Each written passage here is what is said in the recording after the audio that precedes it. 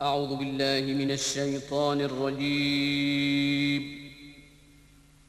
بسم الله الرحمن الرحيم. إن الله اشترى من المؤمنين أنفسهم وأموالهم بأن لهم الجنة يقاتلون في سبيل الله فيقتلون ويقتلون وعدا عليه حقا في التوراة والإنجيل والقرآن وسلام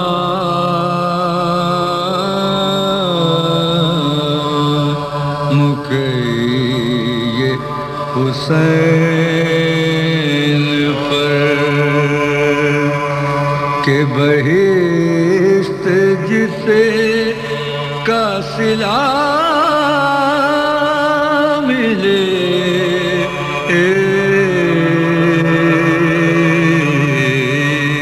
وہ سلام کہیے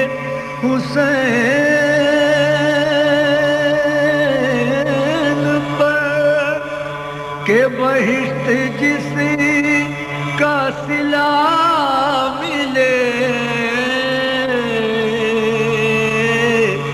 یہ طلب تو اپنی طرف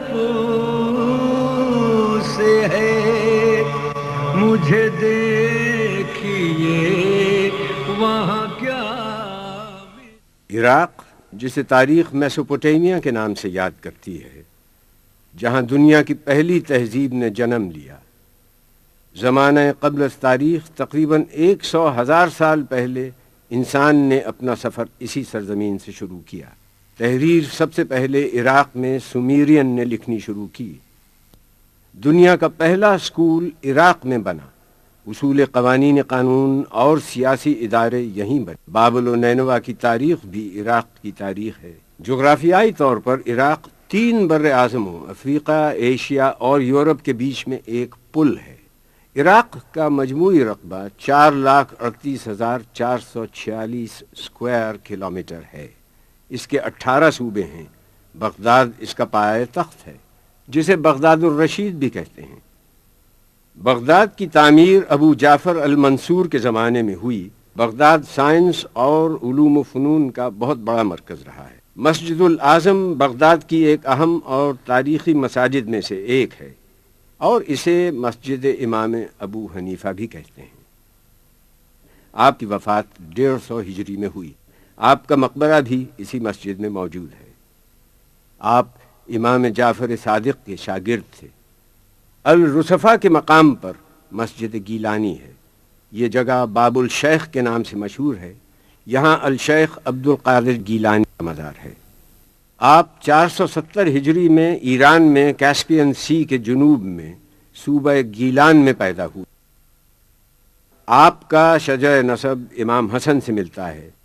شیخ معروف الکرخی کی مسجد بھی بغداد کی قدیمی مسجد ہے. معروف الکرخی کا مزار بھی یہیں ہے. آپ کی وفات 200 ہجری میں ہوئی. آپ امام رضا کے صحابی تھے. یہ مسجد براسا ہے جو بغداد کی ایک قدیم مسجد ہے، اور یہاں حضرت قمبر کا مقبرہ ہے جو حضرت علی کے وفادار صحابی تھے.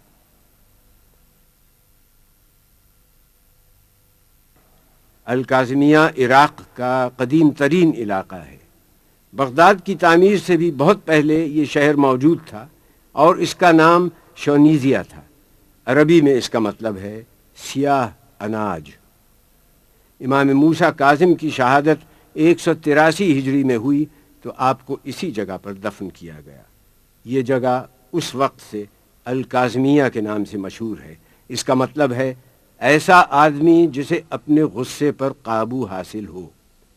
امام محمد تقی جواد نے 219 ہجری میں وفات پائی. ان کی تدفین بھی اسی مقام پر ہوئی۔ ان روضوں کے اطراف میں ایک شہر آباد ہو گیا۔ اس جگہ کو الکاظمین اور الجوادین کہا جاتا ہے۔ صحن میں داخل ہوتے ہی ان مقامات کا تقدس زائرین کو ایسے ہیجان اور فرط عقیدت سے دوچار کرتا ہے جسے الفاظ میں بیان کرنا مشکل ہے۔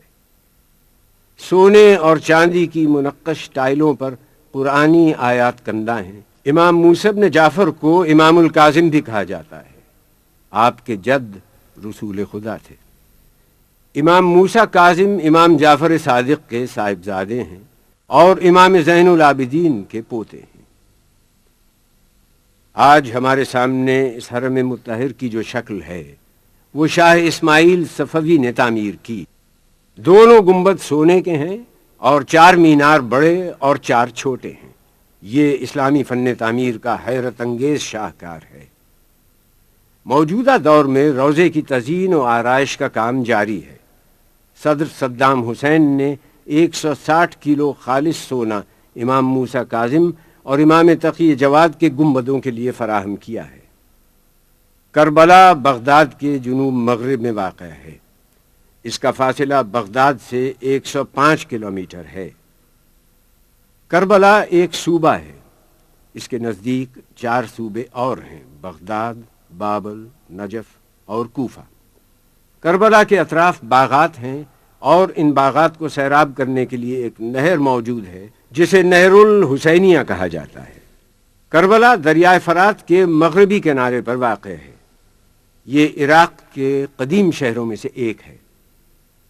اس سرزمین کی تاریخ بابل کے زمانے سے موجود ہے۔ زمانہ قدیم میں اس کا نام قرب الایلیہ تھا۔ اس کو کور بابل کے نام سے بھی جانا جاتا تھا۔ اس آبادی کے چھوٹے چھوٹے دیہات تھے۔ اس مجموعی آبادی کا نام قر بابلیہ تھا۔ اس میں موجود قصبوں کے نام نینوا، الغازریہ، شط الفرات، امارہ اور ماریہ تھے، اور بعد میں اس کا نام کربلا ہوا اور اسے الکرب و بلا بھی کہا جاتا تھا۔ کربلا کا وجود قبل اسلام اور زمانہ قدیم سے موجود تھا۔ یہاں پر السامیون کی قوم آباد تھی۔ کربلا کو آج دنیا میں جو عزت و شرف حاصل ہے اس کی بنیادی وجہ گوشہ بطول، نواسہ رسول اور ان کے اہل بیت اور اصحاب کی شہادت ہے، جو 10 محرم 61 ہجری میں اس مقام پر واقع ہوئی۔ وہ کون سے عوامل تھے کہ امام حسین مدینے سے نکلنے پر مجبور ہوئے؟ امام حسین کا مدینے سے نکلنا نہ تو خود غرضی پر مبنی تھا اور نہ شر و فساد پر۔ وہ صرف اس لیے نکلے کہ امت رسول میں جو خرابیاں پیدا کی جا رہی تھیں ان کی اصلاح ہو اور سیرت رسول برحق کو زندہ کریں۔ مدینے سے مکے کا سفر 250 میل ہے۔ آپ نے 3 شعبان بروز جمعرات سفر کا آغاز کیا اور 5 دن میں یہ مسافت طے کی۔ مدینے سے روانگی کے وقت آپ اپنے نانا اور اپنی والدہ گرامی کے مزار سے رخصت ہوئے۔ آپ جانتے تھے کہ اب مدینہ واپس نہیں آئیں گے۔ آپ مدینے سے مکے تشریف لائے، حج کو عمرے میں تبدیل کیا۔ آپ نہیں چاہتے تھے کہ حرمت کعبہ مجروح ہو۔ 8 ذی الحج منگل کے دن آپ مکے سے روانہ ہوئے۔ راستے میں صفا، تغیم، ذات عراق، حاجر اور زرود کی منازل طے کرتے ہوئے جب مقام سالبیہ پہنچے تو آپ کو اپنے بھائی مسلم ابن عقیل اور ہانی ابن عروہ کی شہادت کی خبر ملی۔ یہ حسین کی پہلی قربانی تھی جو رائے خدا میں انہوں نے پیش کی۔ رستے میں سنی جب خبر مسلم و ہانی، منہ ڈھانپ کے رویا اسد اللہ کا جانی۔ صدمے سے مسافر کا لہو ہو گیا پانی، فرماتے تھے افسوس برادر کی جوانی، آج ان پہ جو گزری وہ ہمارے لیے کل ہے، مسلم کی شہادت ہمیں پیغام اجل ہے۔ اس کے بعد منزل زبالہ بطن عقیق سے ہوتے ہوئے جب سرات کی منزل پر پہنچے تو آپ نے محرم کا چاند دیکھا۔ ذو حسم کی منزل پر حر کا لشکر آپ کے راستے میں مزاحم ہوا۔ حر نے آپ کے قافلے کو آگے جانے سے روکا۔ آپ نے کہا ہم غازریہ یا شفیہ کی بستی میں اتر جاتے ہیں۔ حر نہ مانا۔ امام کچھ آگے بڑھے تو ایک سرزمین آئی۔ آپ نے وہاں کے لوگوں سے دریافت کیا کہ اس جگہ کا کیا نام ہے؟ لوگوں نے بتلایا کربلا۔ آپ گھوڑے سے اتر گئے، فرمایا یہی ہماری منزل ہے۔ خیمے نصب کر دیے گئے۔ ایک جانب اہل بیت کے خیمے تھے، جناب قاسم ابن حسن، جناب ابو الفضل عباس، جناب علی اکبر اور امام زین العابدین کے خیمے بھی یہیں نصب کیے گئے۔ یہیں ایک جگہ نماز کے لیے وقف تھی جسے محراب حسین کہا جاتا ہے۔ دریائے فرات رضوانیہ کے مقام سے نکلتا ہے۔ اس کی ایک نہر مسیب سے ہوتی ہندیہ کے مقام سے گزرتی ہلہ کے قریب سے ہوتی ہوئی القفل کے مقام تک چلی جاتی ہے۔ ماضی میں جس وقت واقعہ کربلا پیش آیا اس وقت رضوانیہ سے ایک نہر نکلتی تھی جو سد الہند تک دریا سے الگ بہتی تھی۔ یہی وہ نہر ہے جس کے قریب واقعہ کربلا پیش آیا۔ آج اس نہر کا وجود کربلا میں نہیں ہے، لیکن ایک نہر کا وجود ہے جو روضہ حسینی سے کافی فاصلے پر واقع ہے اور اسے نہر حسینی کہا جاتا ہے۔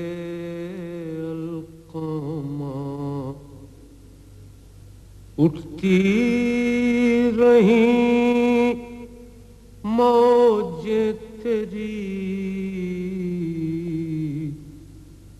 اے وائے نہر القامہ، ایک مشک پانی کے لیے عباس کے شان کٹے، ندی لہو کی بہ گئی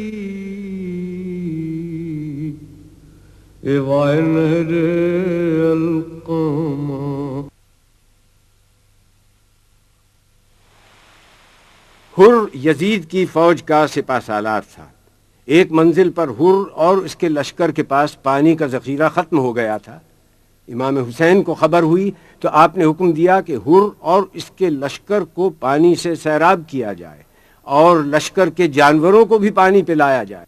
تھی یہی فصل، یہی دھوپ، یہی گرم ہوا۔ ٹھنڈے پانی پہ گرے پڑتے تھے حر کے رفقا۔ تشنا کاموں کا یہ مجمع تھا کہ ملتی نہ تھی جا۔ سقے بھر بھر کے کٹوروں کو یہ دیتے تھے صدا، بھائیو آؤ جو پانی کی طلبگاری ہے، چشمہ فیض حسین ابن علی جاری ہے۔ یہ حسین کا وہ حسن سلوک اور اخلاق تھا جس نے حر کی زندگی کو منقلب کر دیا۔ حر نادم و شرمسار اپنی گردن جھکائے اور اپنے ہاتھ پشت سے باندھے ہوئے حسین کے خیمے کی طرف چلا۔ حسین کو خبر ہوئی۔ حر نے دیکھا کہ چلے آتے ہیں پیدل شبیر، دوڑ کر چوم لیے پائے شہ عرش سریر۔ شہ نے چھاتی سے لگا کر کہا اے با توقیر، میں نے بخشی، میرے اللہ نے بخشی تقصیر۔ میں رضامند ہوں، کس واسطے مضطر ہے تو، مجھ کو عباس دلاور کے برابر ہے تو۔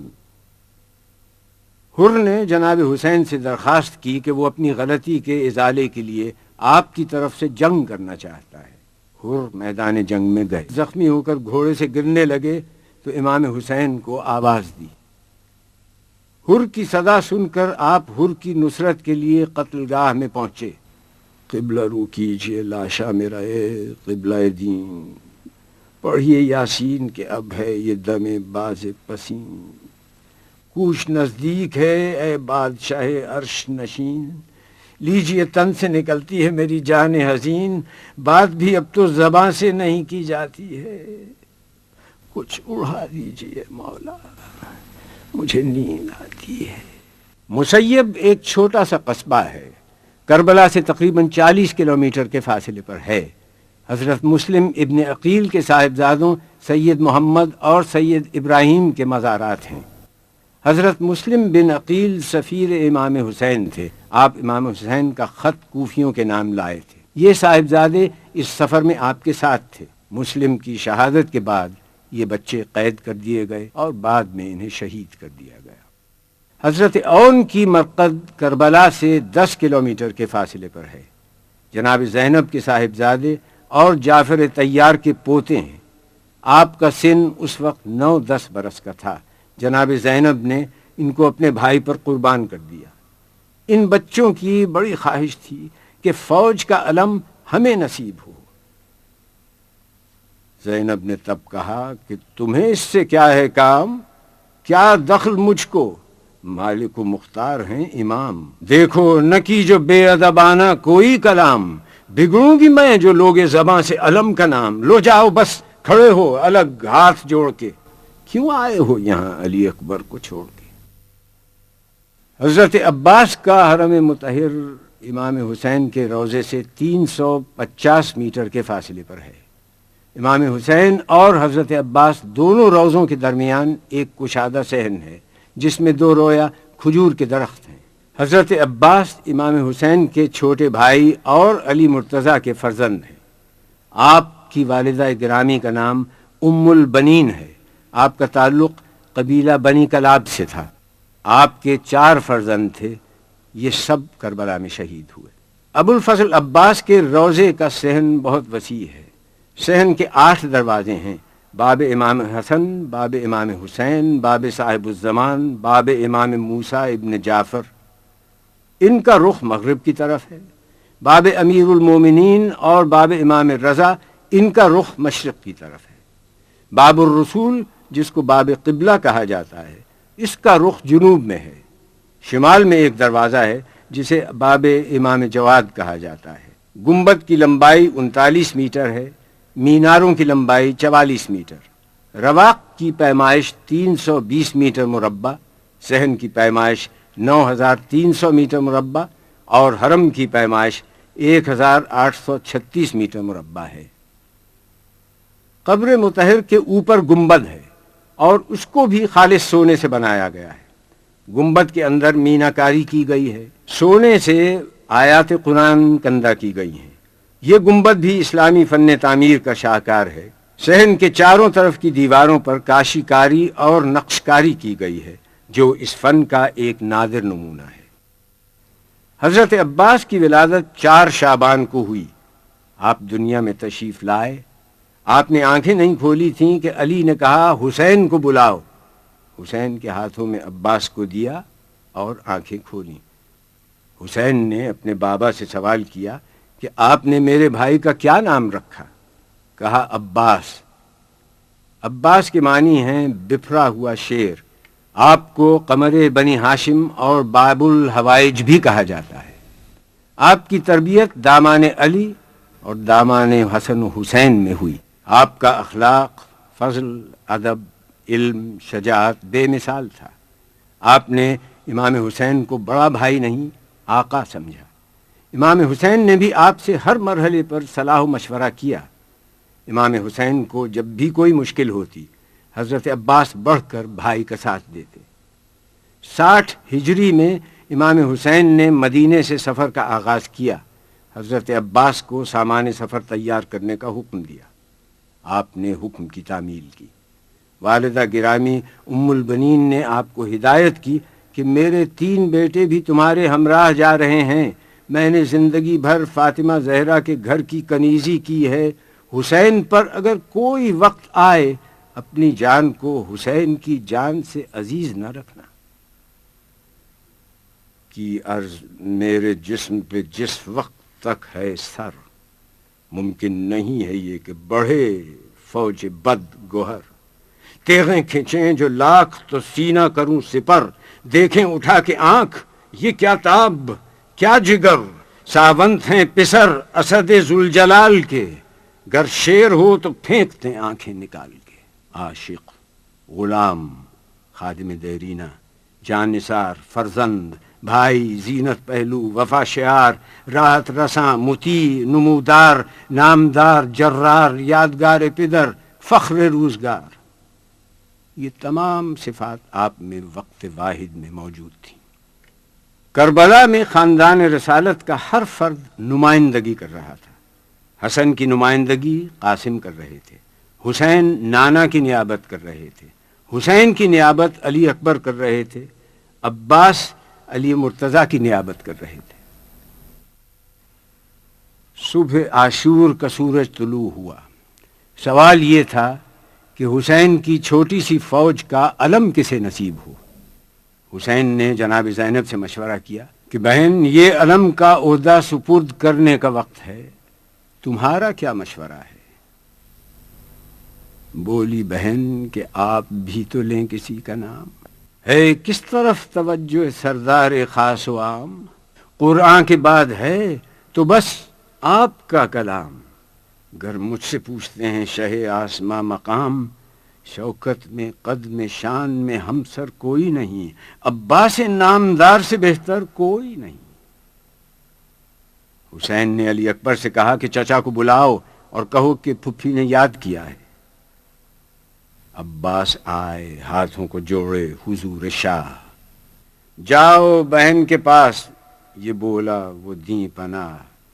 زینب وہیں علم لیے آئیں بعز و جاہ، بولے نشاں کو لے کے شہ عرش بارگاہ، ان کی خوشی ہے جو رضا پنجتن کی ہے۔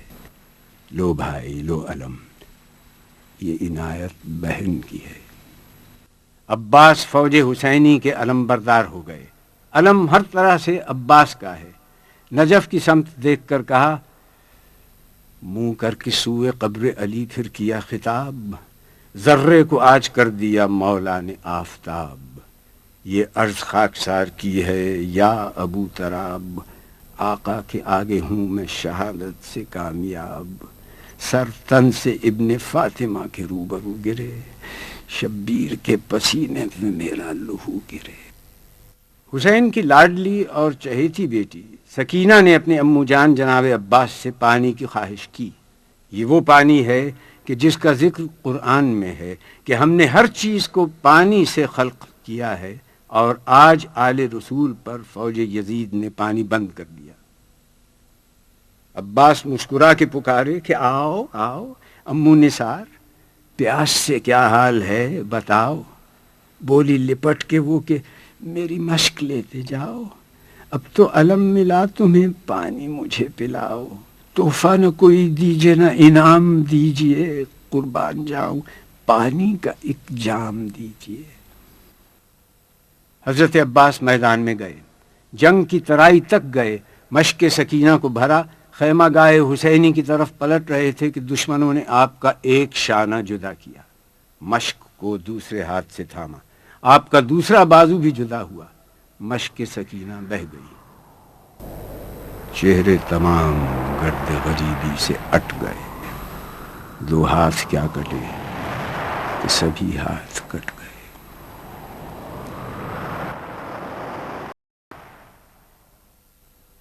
سورہ توبہ میں ارشاد ہے، بے شک اللہ نے مومنین سے ان کی جان و مال کو جنت کے عوض خرید لیا، وہ اللہ کی راہ میں لڑیں گے، قتل کریں گے اور قتل ہو جائیں گے، یہ سچا وعدہ ہے، اس کا ذکر قرآن، توریت اور انجیل میں بھی موجود ہے۔ اللہ کے برگزیدہ بندے اللہ کے اس پیغام کو بخوبی سمجھتے ہیں اور اس پر عمل پیرا بھی ہوتے ہیں۔ کربلا آتے وقت امام حسین فرماتے ہیں، موت فرزند آدم کے گلے کا ہار ہے، مجھے اپنے اسلاف سے ملاقات کا اشتیاق ہے، اتنا ہی جتنا یعقوب کو یوسف سے ملنے کا اشتیاق تھا۔ میرے لیے بہت اچھی ہے وہ جگہ جہاں قتل ہو کر گروں گا، میری نگاہیں دیکھ رہی ہیں، میرے جوڑ اور بند کو صحرائی درندے جدا کر رہے ہیں، کوئی چارہ کار نہیں اس دن سے جو نوشتہ تقدیر ہو چکا۔ خدا کی مرضی میں ہم اہل بیت کی مرضی ہے، ہم اللہ کے امتحان پر صبر کرتے ہیں اور صابروں کا اجر پاتے ہیں۔ یہی وہ جگہ ہے جہاں امام عالی مقام نے طفلی میں اپنے نانا سے کیے ہوئے وعدے کو پورا کر دکھایا، اپنے اہل بیت کے ہمراہ قربانی پیش کر دی، جہاں سن و سال کی کوئی پابندی نہ تھی۔ 6 ماہ کے علی اصغر سے لے کر 80 سال کا بوڑھا حبیب ابن مظاہر بھی کربلا کے معرکے میں موجود ہے۔ روضے کی عمارت کئی تاریخی ادوار سے گزری ہے۔ زمانے کے ساتھ اس میں کئی تبدیلیاں آتی رہیں۔ افتاد زمانہ کے سبب عمارت کو نقصان بھی پہنچا اور اس کی تزئین اور آرائش وقت کے مطابق بھی ہوتی رہی۔ آج موجودہ صورت میں یہ روضہ بے مثال ہے، اور اس مقدس سرزمین پر دنیا جہاں سے ہر سال لاکھوں کی تعداد میں لوگ یہاں آتے ہیں اور نواسہ رسول جگر گوشہ بطول کی زیارت سے فیض یاب ہوتے ہیں۔ تل زینبیہ یہ وہ مقام بلند ہے جہاں جناب زینب نے اپنے بھائی کو جنگ کرتے دیکھا تھا۔ جناب زینب جب اسیر ہو کر کربلا سے کوفے کی طرف روانہ ہونے لگیں تو آپ نے خاندان رسالت کے صبر و استقامت کی تاریخ کو آگے بڑھانے کا عزم کیا۔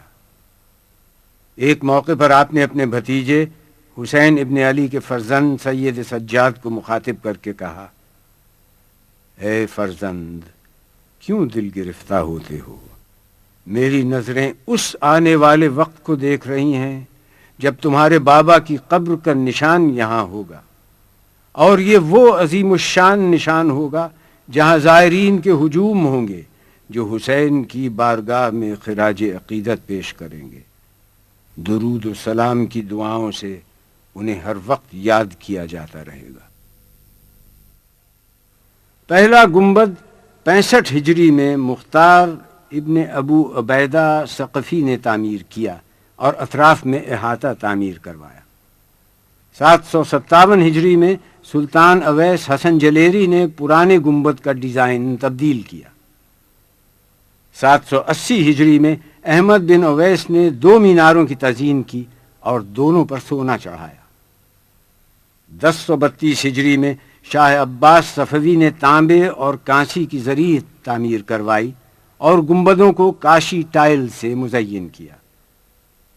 1155 ہجری میں نادر شاہ زیارت کے لیے آیا تو اس نے روضے کی آرائش میں اضافہ کیا اور قیمتی تحائف نظر کیے۔ 1211 ہجری میں شاہ محمد قاچار نے گنبدوں کو سونے سے مزین کیا۔ 1232 ہجری میں فتح علی شاہ قاچار نے چاندی کی زرعی بنوائی اور سونے کی پلیٹیں لگائیں۔ 1367 ہجری میں سید عبد الرسول خالصی نے، جو کربلا کے منتظم تھے، احاطے کے اطراف کے گھر حاصل کر کے مزید توسیع کی اور اطراف میں سڑکیں تعمیر کی۔ 1358 ہجری میں ڈاکٹر سیدنا طاہر سیف الدین نے ٹھوس چاندی کی زرعی ہدیہ کی۔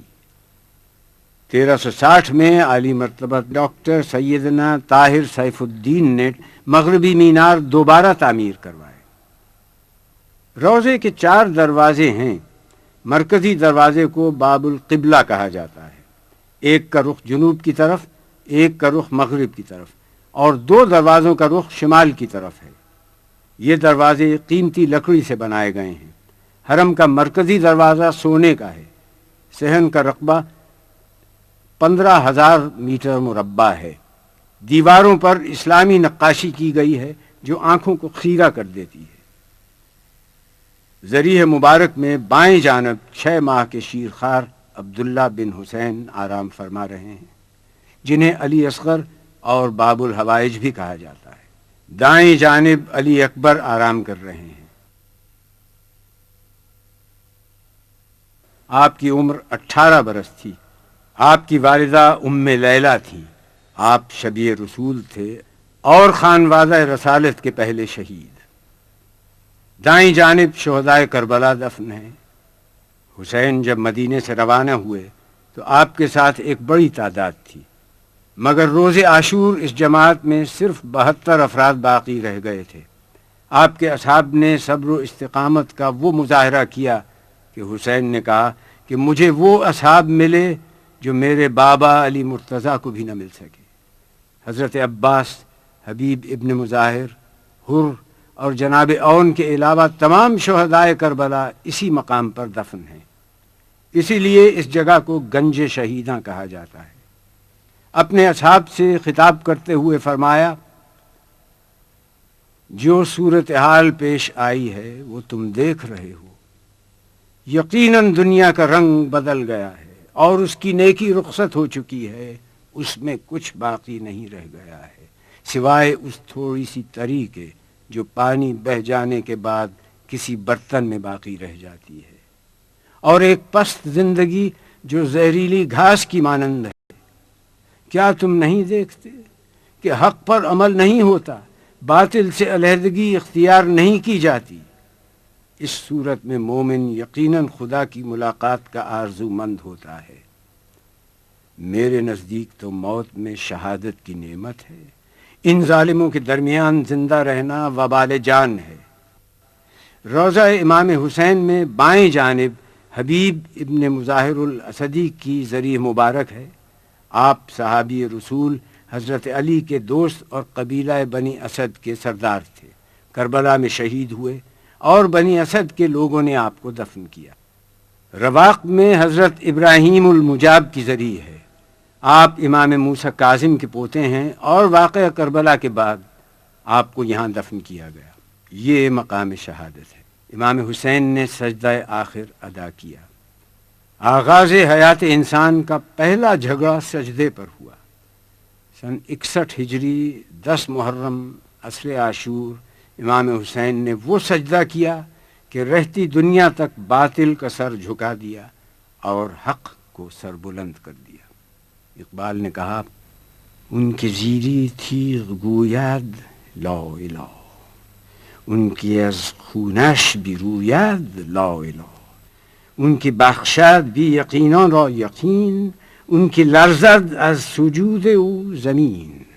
وہ جو تیغ کے نیچے لا الہ کہے، جس کے خون سے لا الہ نمو پائے، وہ بے یقینوں کو یقین دینے والا ہے جس کے سجدے سے زمین کانپ گئی. حسین وارث آدم تھے، وارث نوح تھے، وارث موسیٰ تھے، وارث عیسیٰ تھے، وارث ابراہیم، وارث محمد تھے. گرتے ہی سجدہ کیا. جلتی زمین پر پیشانی کو رکھ کر آواز دی، خداوندا تو میرا سہارا ہے، ہر تکلیف میں اور ہر امید کا مرکز ہے. جو کچھ کہنا ہے تجھی سے عرض کرتا ہوں، اس لیے کہ میں کسی اور کو جانتا ہی نہیں کہ جس سے تجھے چھوڑ کر لو لگائی جائے. یقیناً ساری نعمتیں تیری ملکیت ہیں، ساری بھلائیوں کا مرکز تو ہی ہے، ہر حال میں تو ہی آخری جائے پناہ ہے. میں تیری قضا پر راضی ہوں، تیرے امر کو تسلیم کرتا ہوں، تیرے امتحان میں صابر ہوں، تیرے سوا کوئی معبود نہیں. اے بے پناہوں کو پناہ دینے والے، میری مدد کر. پروردگار میں نے اپنے وعدے کو پورا کیا، تو اپنے وعدے کو پورا کر.